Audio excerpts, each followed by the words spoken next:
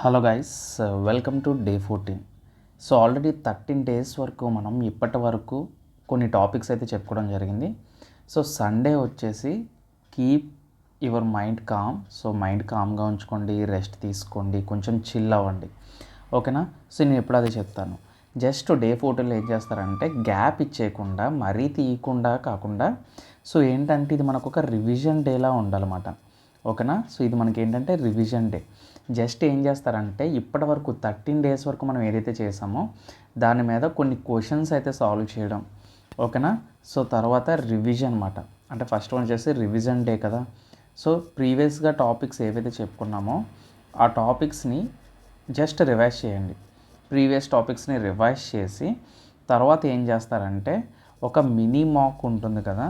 So mini మాక్ని attempt చేయండి, ఓకేనా. Mini marks ఒక 4 టాపిక్స్, ఒక 4 మార్క్స్ రాశారనుకోండి. Maths, reasoning, general science, general awareness, అలా 4 మార్క్స్ రాశారనుకోండి. కొంచెం అంటే జస్ట్ వీటికి ఎక్కువ టైం తీసుకోదు కాబట్టి ఈ రివిజన్ డేలో మీరు ఏం చేస్తారంటే, సో యాజ్ యూజువల్గా స్పీడ్ క్యాలిక్యులేషన్ అనేది కంపల్సరీ.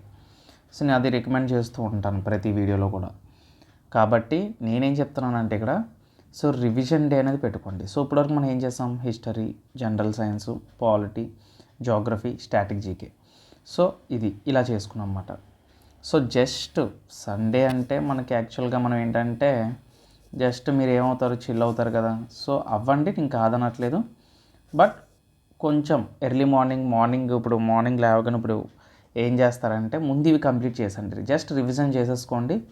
రివిజన్ చేసుకున్న తర్వాత మినీ మాక్ అప్లై చేయండి, మినీ మాక్ అటెంప్ట్ చేయండి. ఒక 4 థింగ్స్ ఏమైనా అటెంప్ట్ చేయండి.